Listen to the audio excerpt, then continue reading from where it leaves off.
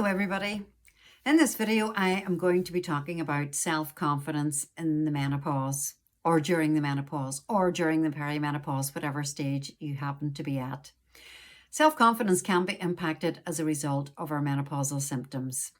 Take for example brain fog.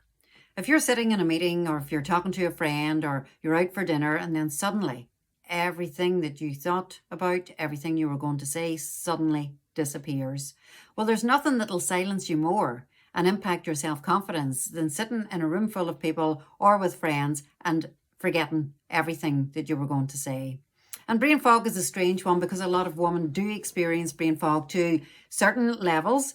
But I remember sitting in meetings when I was working in my full-time job and just about to say something and bang, it went. And I'm like, oh, what is wrong with you? Have you lost the plot? You used to be articulate, you used to be clear, you used to be really good at communication, and now suddenly it's all gone. And I began to really doubt myself, and it impacted how I felt about myself. So brain fog can have a direct impact on our self-confidence. The second thing is changes to our physical body and changes to our mental and emotional health and well-being.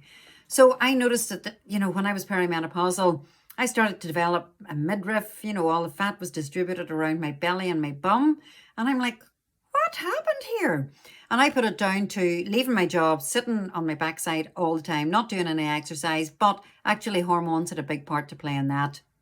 And of course, as I sat, what do you think the conversation I was having with myself? For God's sake, get up and move. Put your trainers on, go out for a walk, do something. And the more I said that to myself, the less I wanted to do it. The motivation just was not there. And of course, the impact of the menopause on our motivation levels is quite serious for a lot of women. And for me, it was led me to beating myself up and being really, really negative toward myself.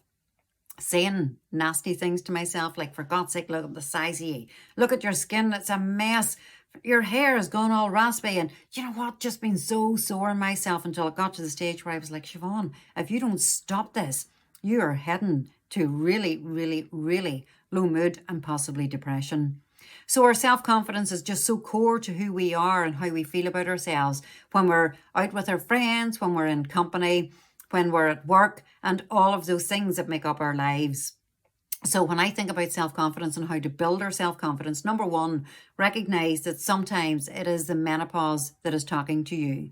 Sometimes it's the menopause that's causing the brain fog, memory loss, changes in body shape, changes in skin tone. Well, of course, getting older, I'm going to have more wrinkles anyway. And you know what? I love every single one of my wee wrinkles. Sure, they're as cute as get out. But these things can have a real impact on how we feel about ourselves. And then that can duly impact our self-esteem. That deep inner feeling that we have about ourselves and our self-worth. And the inner critic, that critical voice that can tell us you're not good enough. Why are you doing that? Why did you say that? Everybody doesn't like you. All of those negative things that we can say to ourselves. So my invitation to you this week is reflect on your self-confidence. Reflect on how you feel about yourself.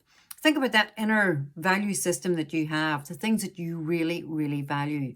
Also, some of the negative beliefs that you can adopt about yourself at this stage in our lives, but also what is that critical voice telling you about yourself? And indeed, is it telling you the truth?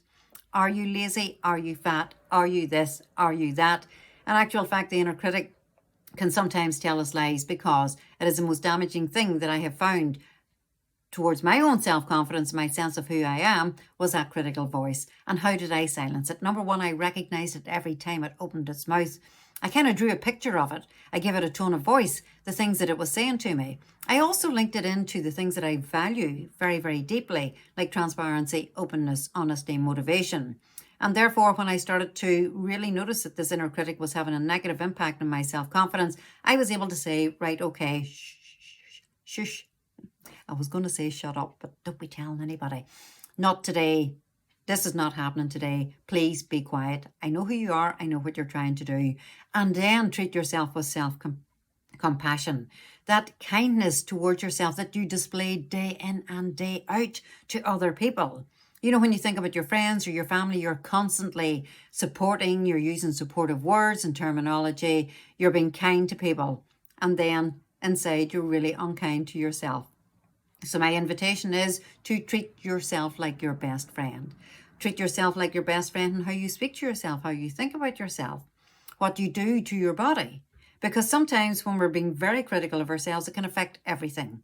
It can affect what we eat, what we drink, the habits that we have.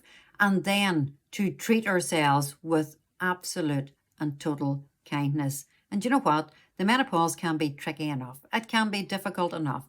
Why would we then let ourselves be more critical at this stage in our lives where we should be kinder? So, my invitation is this week, try self-compassion.